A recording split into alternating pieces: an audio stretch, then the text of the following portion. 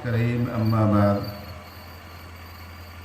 وقال النبي صلى الله عليه وسلم كل بدعة ضلالة أو كما قال عليه الصلاة والسلام۔ بزرگان محترم، سامعین کرام، سب سے پہلے تو آپ حضرات کو میں مبارکباد پیش کر دوں کہ محرم کے مہینے میں آپ نے جو پروگرام منعقد کیا ہے بڑے دل گردے کی بات، اور میں اپنے یہاں کے حساب سے بول رہا ہوں، آپ مبارکباد کے قابل ہیں۔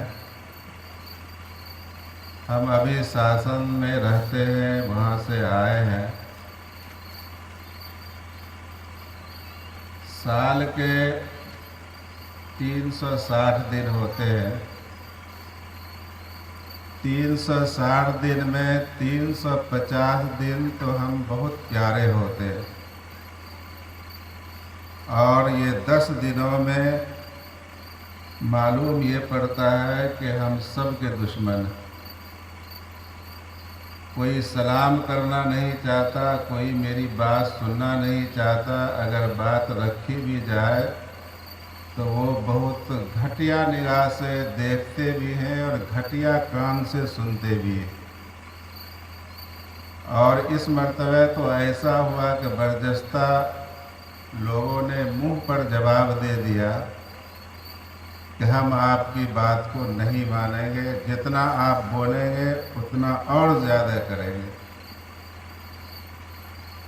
تو اس جگہ سے آنے والا آدمی ویسا ہی تاثر لے کر کے آئے گا، تو ہمیں بہت خوشی ہو رہی ہے آپ حضرات کے دیکھ کر کے کہ آپ نے عین محرم سے قبل یہ پروگرام منعقد کیا ہے۔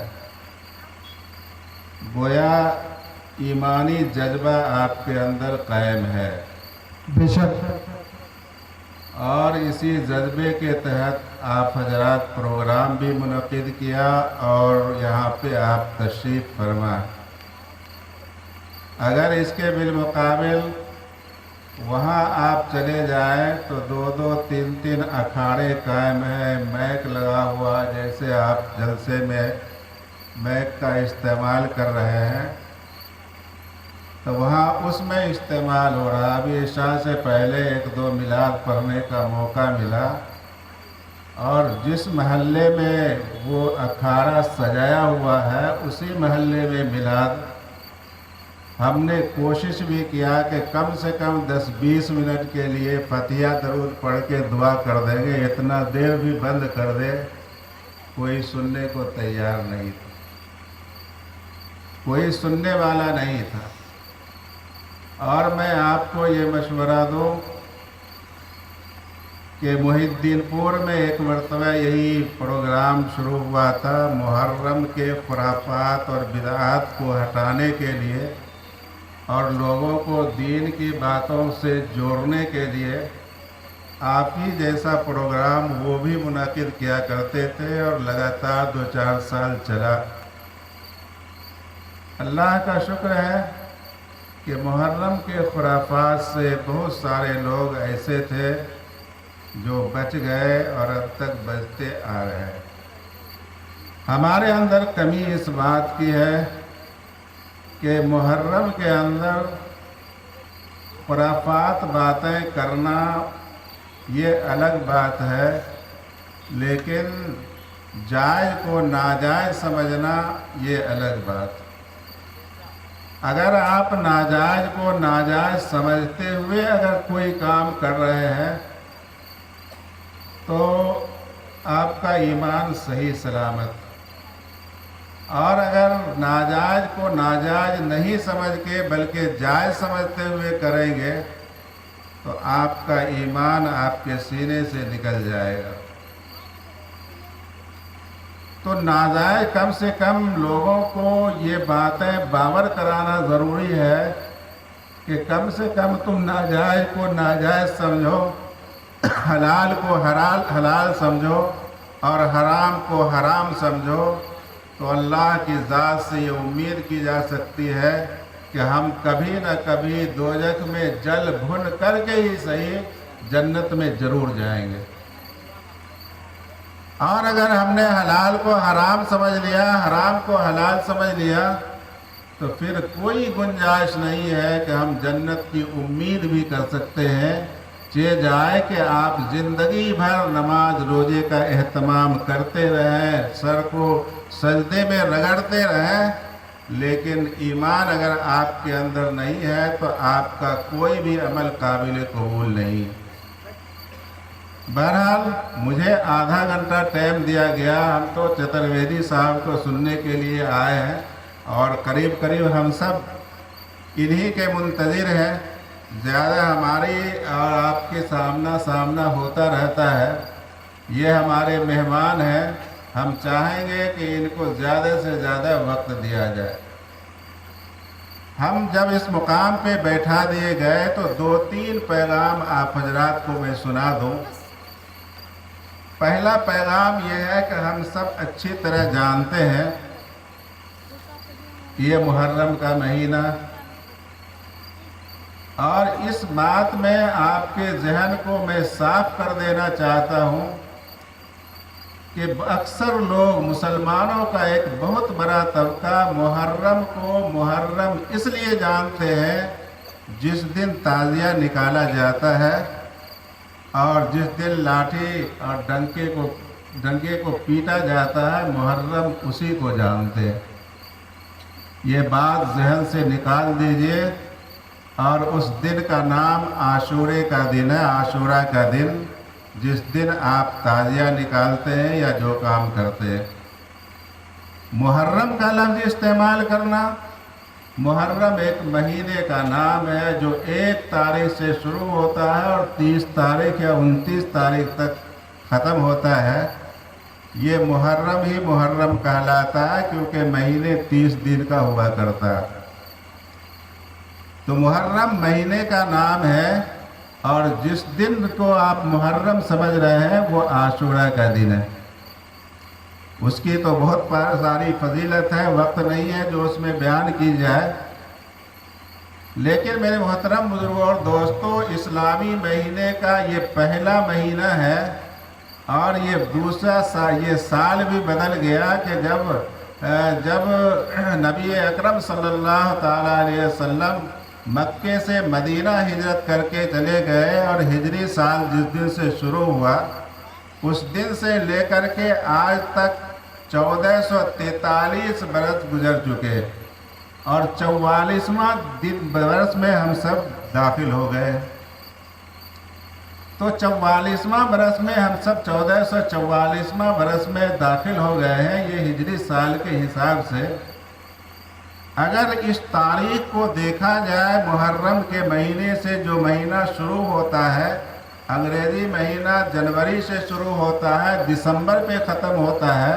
محرم کا مہینہ یہ مہینہ اسلامی مہینہ محرم سے شروع ہوتا ہے اور ذی الحجہ پہ جا کے ختم ہو جاتا ہے۔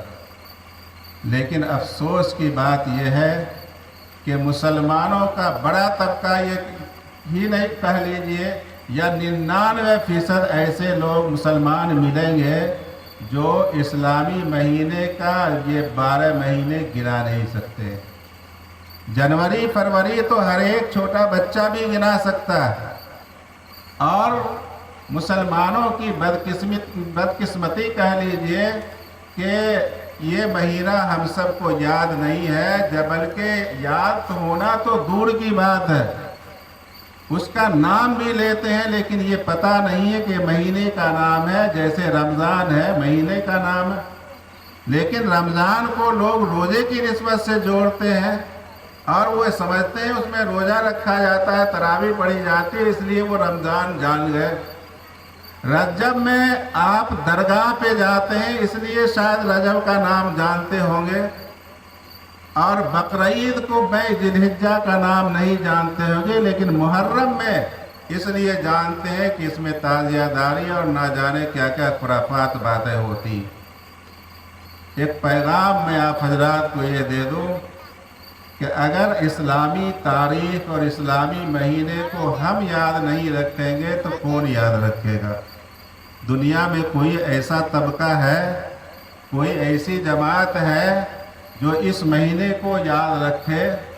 جبکہ ہماری عبادات کا اکثر حصہ اسی پر منحصر ہے کہ کون عبادت کب کی جائے، روزہ کب رکھا جائے، شب برات کب منایا جائے، محرم کب منایا جائے۔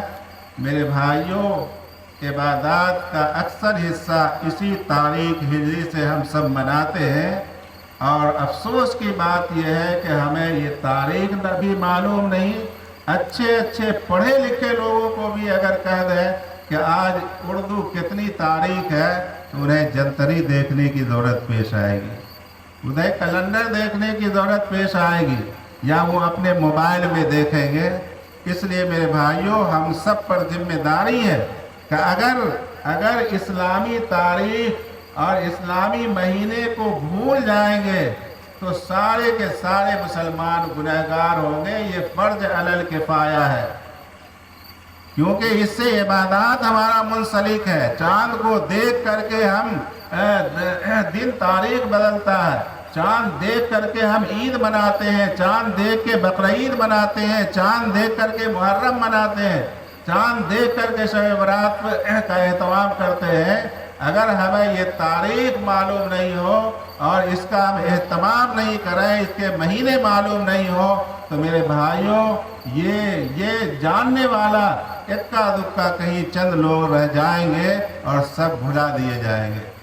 یہ ضروری ہے کہ ہم سب کے لیے ضروری ہے کہ ایک پیغام آج محرم کے دن یہ پیغام آپ سن کر کے جائیے کہ اس پروگرام سے کہ مہینے کا نام خود بھی یاد رکھیں اور بچوں کو بھی یاد کرائیں۔ اور بدقسمتی کی بات یہ بھی ہے کہ پہلے کچھ دن پہلے ہم دیکھتے تھے کہ جب شادی بیاہ کی تاریخ طے ہوتی تھی تو لوگ اردو تاریخ کو تلاش کرتے تھے۔ اب شادی بیاہ کے اندر بھی تاریخ طے ہوتی ہے تو اردو کا کبھی خیال بھی نہیں کرتے، انگریزی تاریخ سے تاریخ کو بیٹھا لیا کرتے شادی بیاہ میں بھی۔ کم سے کم اتنا تو غیرت تھی کہ بھائی ہم اپنے بیٹی یا بیٹے کی شادی کر رہے ہیں، اس موقع سے اردو تاریخ اور اردو مہینے کا خیال کر کے تاریخ بیٹھا دیتے۔ اب وہ چیزیں بھی ہم سے موقوف ہو گئی ہیں۔ اس لیے میرے بھائیوں، اس چیز کو زندہ کرنے کی ضرورت ہے۔ اگر ہم بھول جائیں گے اور بھلا دیے جائیں گے تو میرے بھائیوں ہمارا بہت بڑا نقصان ہو سکتا ہے۔ یہ پیغام تو یہ۔ دوسرا پیغام آپ نے امام صاحب سے تقریر میں جمعہ میں بھی سنا ہوگا کہ محرم کی بس فضیلت اتنی ہے کہ اس دن روزہ رکھا جائے۔ اللہ کے رسول صلی اللہ علیہ وسلم نے فرمایا کہ محرم کے دن روزہ رکھو، لیکن یہود کے مشابہت نہ اختیار کرو۔ ایک روزہ پہلے 9 تاریخ کو ملا لو 10 میں، یا 11 کو ملا لو 10 میں۔ اس طرح 2 روزے رکھنے کا حکم ہے۔ اگر کوئی خلوص نیت سے اور للہیت کے ساتھ روزہ رکھتا ہے تو میرے بھائیوں یہ روزے کی اتنی بڑی فضیلت ہے کہ رمضان کے روزے کے بعد جو سب سے بڑی فضیلت ہے وہ محرم کے روزے کی۔ اور آپ اگر رکھیں گے، اپنے گھر میں بھی لوگوں کو تاکید کریں۔ عورتیں بہت زیادہ روزے رکھنے میں ماہر ہوتی ہیں، عورتوں سے بھی رکھوائیں۔ اگر کوئی بالغ بچہ ہے اس سے بھی رکھوانے کی کوشش کریں، اور یہ ماحول اگر بنائیں گے تو میرے محترم بزرگوں اور دوستوں، لوگوں کے دلوں میں کم سے کم دوسرے کے دلوں میں آپ یہ چیزیں جما نہیں سکتے ہیں، کم سے کم آپ اپنے گھر کے لوگوں کو اس بات پر راضی کر سکتے ہیں کہ یہ روزہ رکھنے کا مہینہ، یہ دن روزہ رکھنے کا دن ہے۔ تو یہ 2 روزے رکھنے سے 1 سال کے پچھلے گناہ کو اللہ تعالیٰ معاف فرما دیں گے۔ 1 سال کے پچھلے گناہ کو معاف فرما دیں گے۔ اور یہ گناہ کی 2 قسم ہوتا ہے۔ ایک گناہ صغیرہ ہوتا ہے اور ایک کبیرہ گناہ ہوتا ہے۔ ایک چھوٹا ہوتا ہے، ایک بڑا ہوتا ہے۔ تو اگر آپ 1 روزہ رکھ لیا اور پچھلے محرم سے لے کر کے اس محرم تک آپ نے جتنا چھوٹا موٹا گناہ نظر سے کیا ہو، کان سے کیا ہو، منہ سے کیا ہو، ہاتھ اور پاؤں سے کیا ہو، دل اور دماغ سے گناہ کیا ہو، اللہ تعالیٰ آپ کے گناہ کو معاف کر دے گا۔ رہ گیا بڑا گناہ کا تو بغیر توبہ کے معاف نہیں ہوگا۔ یہ سال کا شروع کا مہینہ ہے، یہ شروعاتی مہینہ ہے، اس میں آپ پچھلے گناہوں میں، پچھلے سالوں میں جتنے گناہ آپ کیے ہیں، کبیرہ گناہ، بڑا گناہ، آپ اللہ سے توبہ کر لیجئے کہ اے اللہ جتنا بھی بڑا گناہ ہم سے سرزد ہوا ہے، ہم اس سے تو سچے دل سے توبہ کرتے ہیں، اور اے اللہ ہم آئندہ نہ کرنے کا آپ سے وعدہ کرتے ہیں کہ ہم کبھی جو گناہ کر چکے لیکن آئندہ ایسا گناہ ہم نہیں کریں گے، کیونکہ تو یہ توبہ کرنے سے وہ بڑا گناہ بھی معاف ہو جائے گا۔ اور تیسری بات یہ کہ ایک گناہ وہ ہوتا ہے جو حقوق العباد ہوتا ہے، کہ کسی کو ہم نے اپنے زبان سے تکلیف پہنچایا، کسی کو ہاتھ سے تماچا مار دیا، یا پاؤں کو اس کے خلاف استعمال کر دیا، زبان کو اس کے خلاف استعمال کر دیا، کسی کو ہم نے دکھ دیا، تکلیف دیا، کسی کی چوری کر لی، بےایمانی کر لی، اور اس کی حق تلفی اگر ہم نے کر لیا، تو جب تک حق والوں سے معافی نہیں کرائیں گے تب تک وہ گناہ معاف نہیں ہوگا۔ اس لیے میرے بھائیوں، یہ مہینے، یہ سال کے شروع مہینے میں آپ اپنے پچھلے مہینے کا جائزہ لیجئے کہ ہماری زبان سے کبھی کسی کو تکلیف تو نہیں پہنچی ہے، ہم آنکھ سے کسی کو غلط اشارے تو نہیں کر دیے، کسی کے کان سے، اپنے کانوں سے کسی کی کنسوئی تو لے کر کے اس کے خلاف کوئی سازش تو نہیں کر دیا، یہ اپنے ہاتھوں کا غلط استعمال تو نہیں کر دیا۔ اگر آپ کو یاد آ جائے تو کم سے کم سوتے وقت ایک لمحہ کے لیے سونے سے پہلے بستر پر بیٹھ کر کے آپ اپنے پچھلے سال کا جائزہ لیجئے۔ اگر کوئی گناہ سرزد ہو گیا، صبح اٹھیے اور فوراً اس آدمی کے پاس جائیے جس کے ساتھ آپ نے زیادتی کی ہے، اس سے معافی تلافی کر لیجئے۔ اگر آپ اس سے معافی تلافی نہیں کریں گے تو یہ گناہ ایسا گناہ ہے کہ اللہ بھی معاف نہیں کرے گا، جب تک کہ صاحب معاملہ سے معافی نہیں کرائیں گے۔ حدیث میں آپ نے سنا ہوگا کہ وہاں فیصلے کا دن ہے کہ اگر ایک بکری کسی دوسری بکری کو کوئی سینگ مار دیا ہو اور تکلیف پہنچایا ہو تو دونوں بکری کو زندہ کیا جائے گا، اور اس سے کہا جائے گا کہ آج بدلے کا دن ہے، آج فیصلے کا دن ہے، تم اس سے بدلہ لے لو۔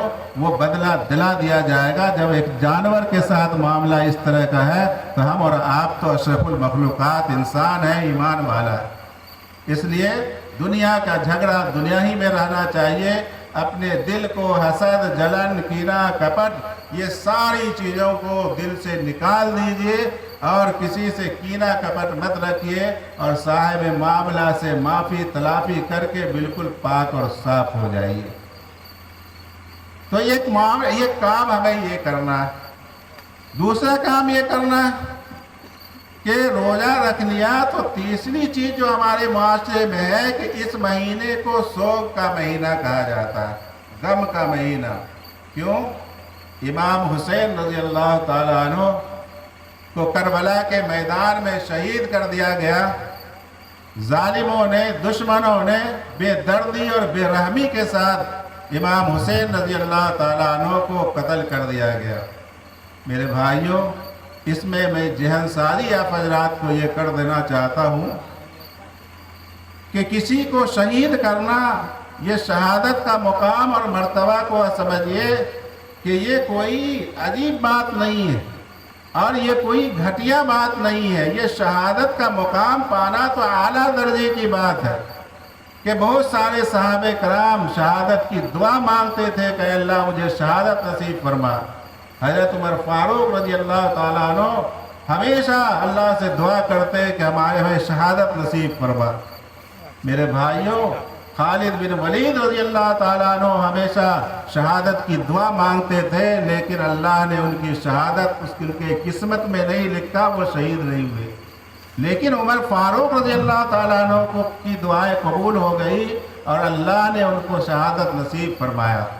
تو شہادت کوئی بری چیز نہیں ہے۔ ایک حدیث میں اللہ کے رسول صلی اللہ علیہ وسلم نے فرمایا کہ میں اللہ کے راستے میں شہید کر دیا جاؤں اور پھر دوبارہ زندہ کیا جاؤں پھر دوبارہ شہید کر دیا جاؤں گا، تیسری بار زندہ کیا جاؤں، شہادت کا اتنا مقام اور مرتبہ ایسا ہے کہ کوئی آدمی اللہ کے راستے میں شہید ہو گیا، جان کی قربانی پیش کر دی، تو اللہ تبارک و تعالیٰ جب حشر کے میدان میں جمع کریں گے تو وہ آدمی اسی طرح خون میں لٹ پٹ ہوتا ہوا حشر کے میدان میں جمع ہوگا۔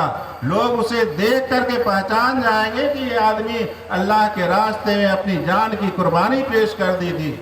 حشر کے میدان میں بلا حساب کتاب اللہ تعالیٰ جنت میں جگہ عطا فرمائے گا۔ اتنا بڑا مقام اور مرتبہ ہے۔ تو امام حسین رضی اللہ تعالیٰ عنہ 10ویں محرم کو شہید کر دیے گئے۔ یہ شہادت کوئی بری چیز نہیں ہے، قسمت والے کو شہادت نصیب ہوا کرتی۔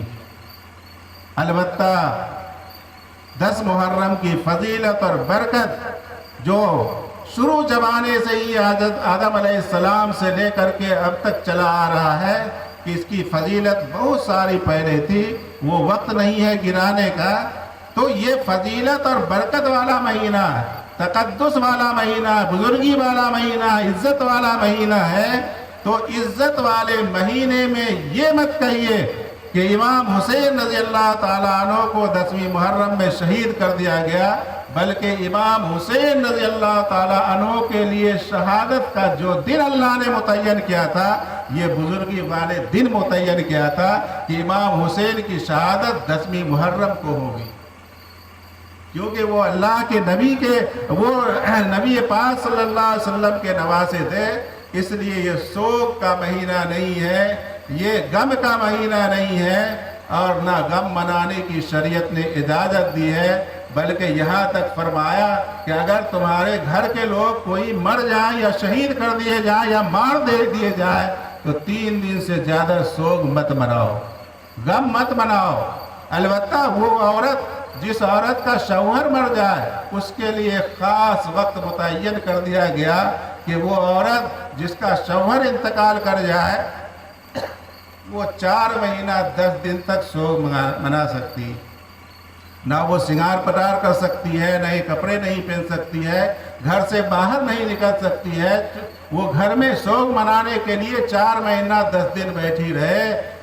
اس کے علاوہ سوگ منانے کا کوئی رواج، کوئی شوق اور کوئی شریعت نے اجازت نہیں دی۔ اگر یہ اجازت دیتی اور اللہ نے آپ کو عقل دیا تو آپ سوچ سکتے ہیں کہ امام حسین رضی اللہ تعالیٰ عنہ حضرت علی کے بیٹے، تو امام حسین سے زیادہ مقام مرتبہ تو علی کا ہونا چاہیے، باپ سے زیادہ مرتبہ علی کا ہونا چاہیے۔ پھر حضرت علی سے زیادہ حضرت عثمان غنی رضی اللہ تعالیٰ عنہ کا مقام اور مرتبہ ہے۔ پھر حضرت عثمان غنی رضی اللہ عنہ سے زیادہ مقام اور مرتبہ حضرت عمر فاروق رضی اللہ تعالیٰ عنہ کا ہے۔ تو جب حضرت عمر فاروق بھی شہید کر دیے گئے، حضرت عثمان غنی بھی شہید کر دیے گئے، حضرت علی رضی اللہ تعالیٰ عنہ بھی شہید کر دیے گئے، تو اگر غم منانے کا حکم ہوتا تو ان حضرات کو جب شہید کیا گیا تو ان میں بھی غم منانے کا حکم ہوتا۔ پھر یہ کیا ضروری ہے کہ غم منایا جائے، سوگ منایا جائے؟ اس لیے میرے بھائیوں، یہ سوگ منانے کا دن نہیں ہے، اور جتنی خرافات باتیں ہمارے معاشرے میں ہیں، آپ یہ پروگرام جو منعقد کیا ہے، جتنے لوگ یہاں بیٹھے ہیں یا اس میں ساتھ دیے ہیں، دامے دل میں سکھنے، آپ سب سے آخری گزارش یہ ہے کہ آپ دل میں تہیہ کر لیجئے کہ جو باتیں اس محفل سے کی جائیں گی اس پر ہم عمل کریں گے، اور اس موقع سے جتنا بھی خرافات باتیں ہوتی ہیں، تعزیہ داری ہو، ڈکے کا رسم ہو، جنگی والا رسم ہو، یہ شربت پلانے کا رسم ہو، کھچڑا پکانے کا رسم ہو، ان تمام چیزوں کا شریعت میں کوئی اصل اور اصول نہیں ہے، بلکہ یہ خرافات باتیں ہیں، یہ دین کے اندر نئی باتیں ہیں، اور یہ دین کے اندر نئی باتوں کا پیدا کرنا یہ بدعت کہلاتا ہے۔ اور بدعت ایک ایسا مرض ہے کہ آدمی کرتا تو ہے لیکن اسے اچھا سمجھ کے کرتا ہے، یہ ایمان پر خطرے کی بات ہے۔ اس لیے میرے بھائیوں یہ چند پیغام تھا جو میں نے آپ حضرات کو سنایا، اور قریب میرا وقت بھی ختم ہو چکا۔ میں آپ حضرات سے گزارش کر رہا ہوں، التجا کر رہا ہوں، اور کہ جو پیغام دیا گیا ہے اس کو ذہن میں رکھیں اور استعمال میں لائیں، اور اللہ سے دعائیں کرتے رہیں۔ امام حسین کے لیے بھی دعا کیجئے، اور اپنی ان امتوں کے لیے بھی دعا کیجئے کہ آج ہم مسلمانوں کا ایک بڑا طبقہ یہ فضولیات میں، خرافات میں، برے رسم و رواج میں جو پڑے ہوئے ہیں، اللہ انہیں توفیق دے اور اس سے بچنے کی توفیق دے۔ اللہ تعالیٰ سے دعا ہے کہ اللہ تبارک و تعالیٰ ہم تمام مسلمانوں کو دین کی سمجھ عطا فرمائے اور دین پر چلنا آسان فرمائے۔ آمین آمین۔ وآخر الدعوانا ان الحمد للہ رب العالمین۔